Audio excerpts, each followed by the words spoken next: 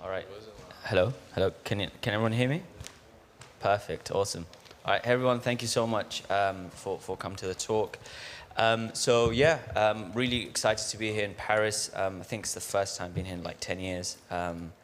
And super excited to sort of talk about what we're doing at Biconomy. So the topic for today is really talking about what we've been doing for the past 2 years, and really sort of just sharing our learnings and really where we see going when it comes to sort of how the UX would look like in this space, especially within the context of relays within a multi-chain world.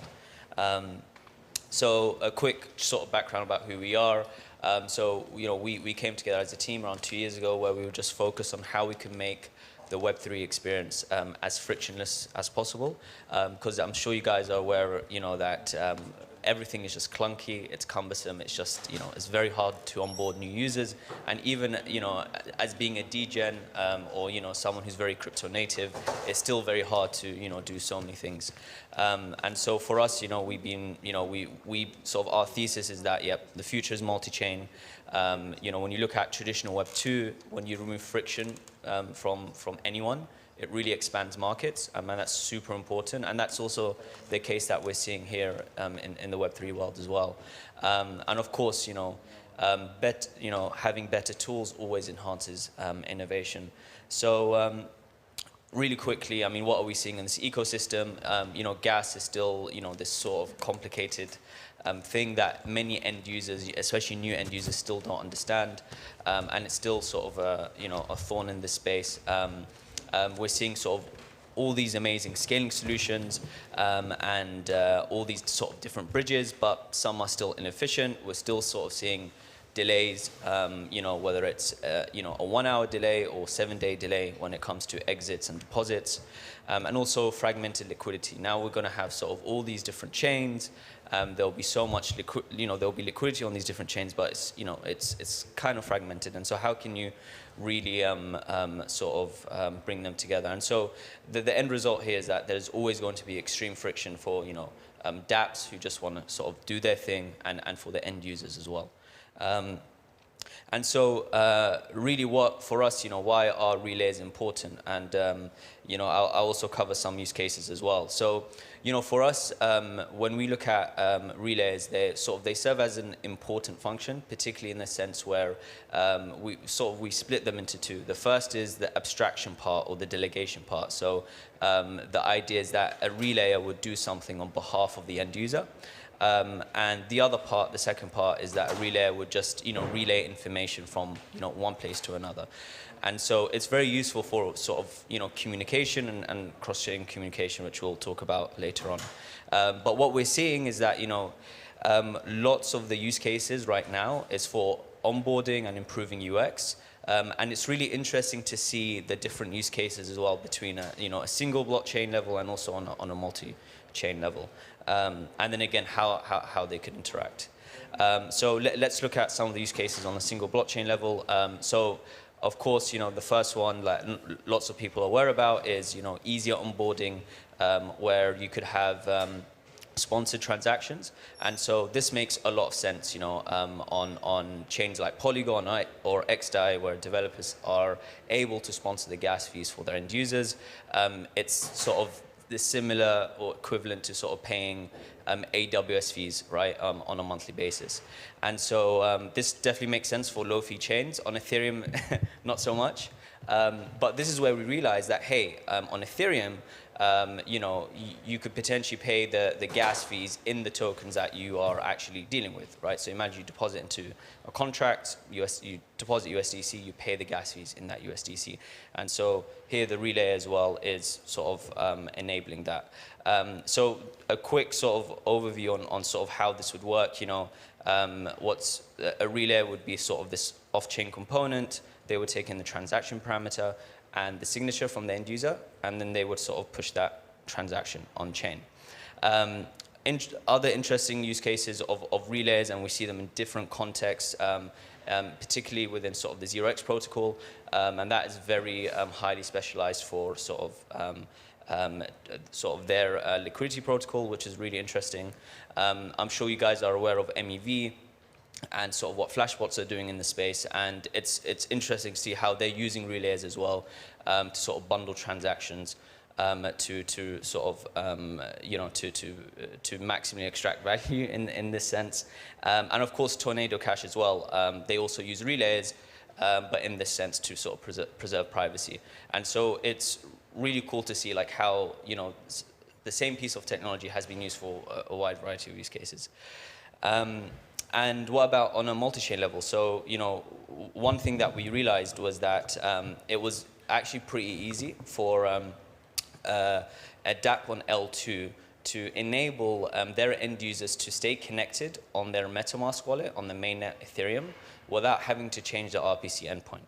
And this is really interesting because, again, this would basically mean that the end user would just basically able to sort of sign the transaction, and then sort of they could basically do anything that they want on the dApp. And so this connectivity is something that we're actually doing with one of the dApps that we work with, which is called Perpetual Protocol. So it's really interesting how that use case has formed. One interesting sort of thing that we'll look into later on in this talk is about cross-chain transfers.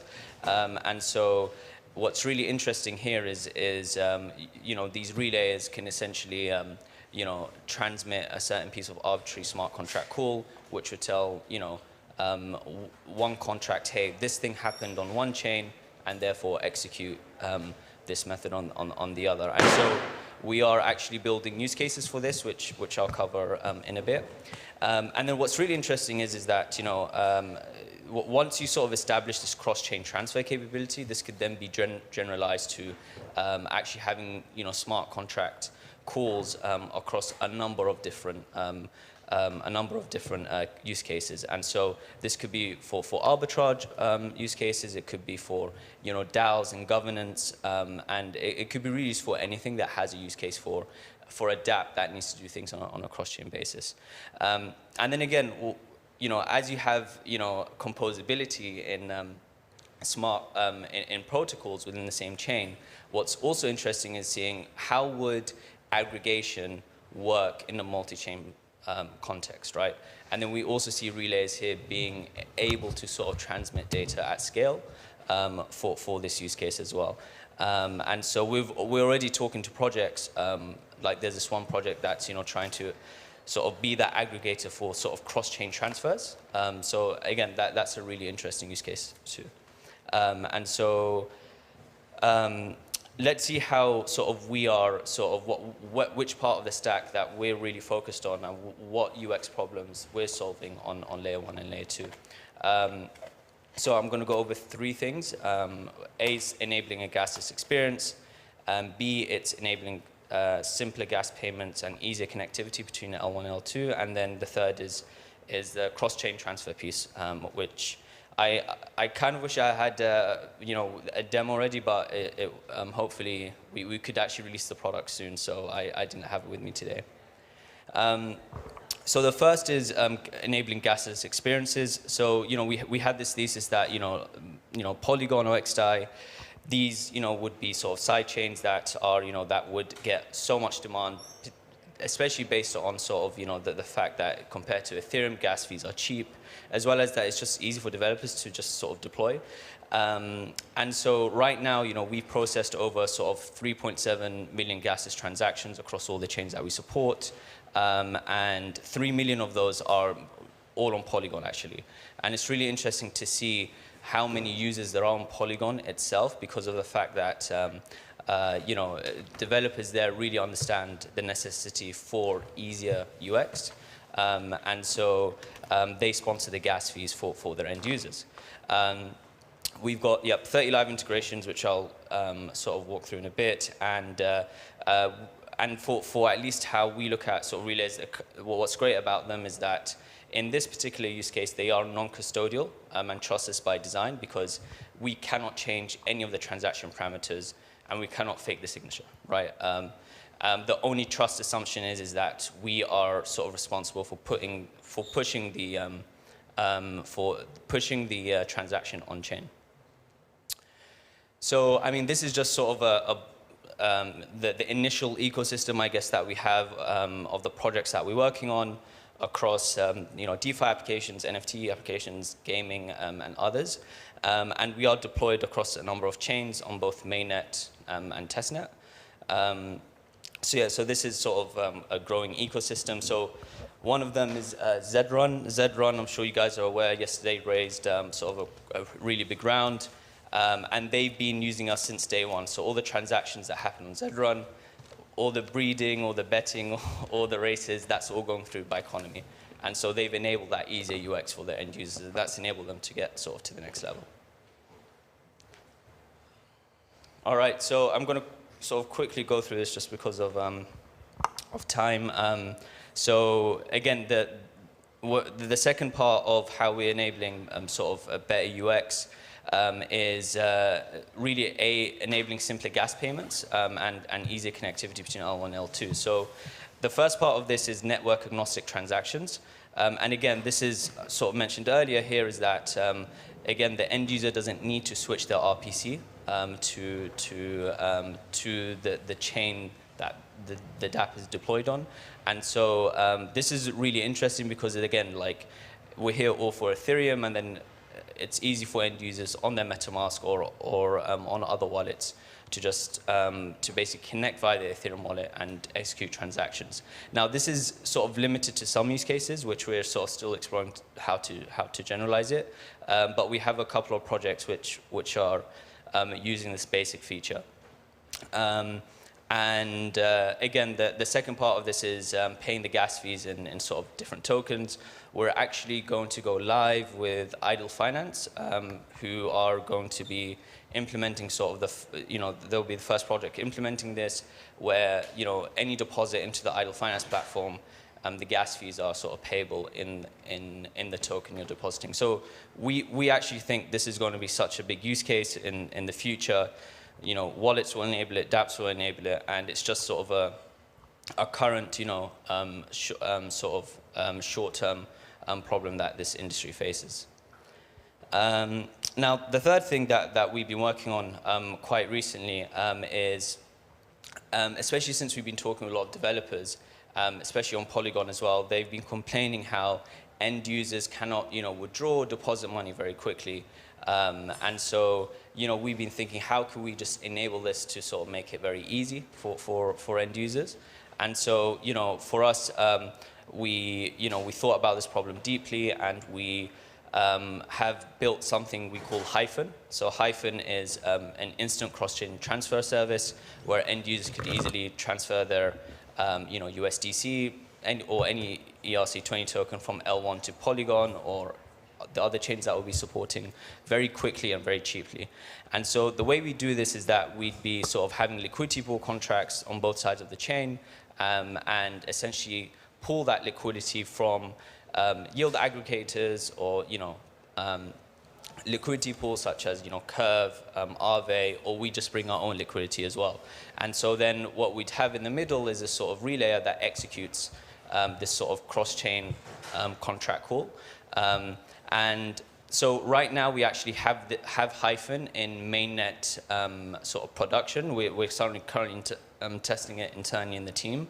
And this is a transfer I did a couple of days ago where I sent 241 USDT from Polygon to Ethereum, and the transfer was completed in 6 seconds. So you could see the amount deposited was 241, the amount received was $231 because of the fees. So here,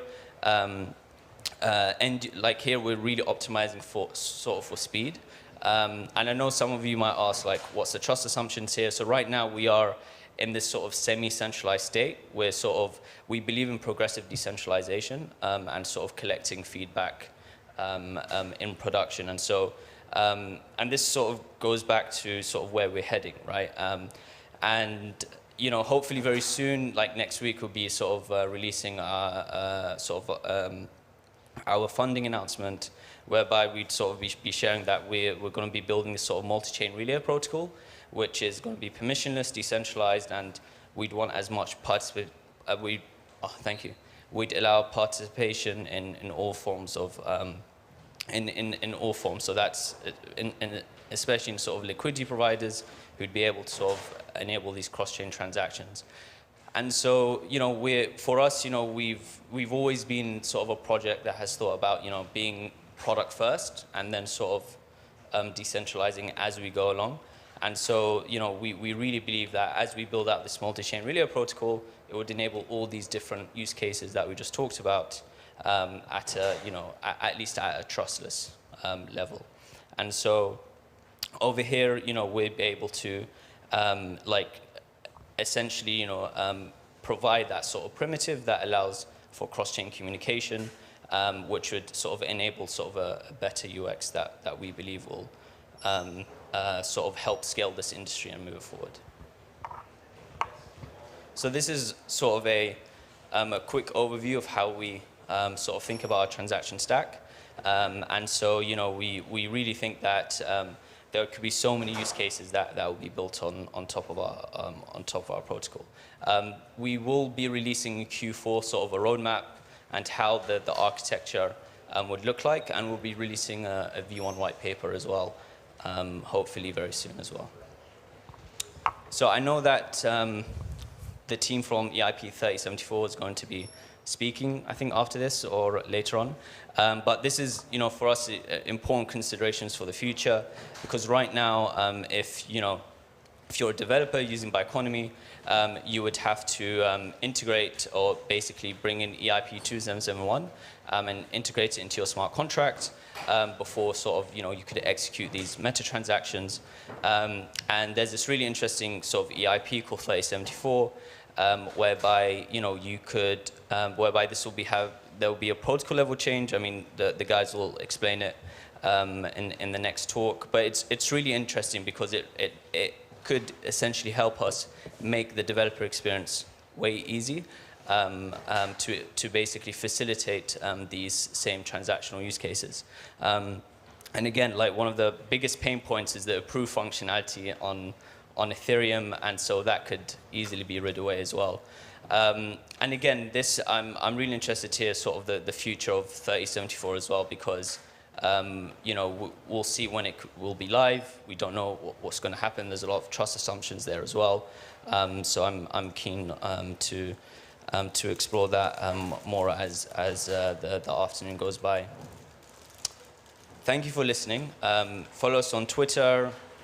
Come on our Discord channel, and if you're a dApp and you'd like to talk more, please just come talk to me after this presentation. Thank you. Any questions?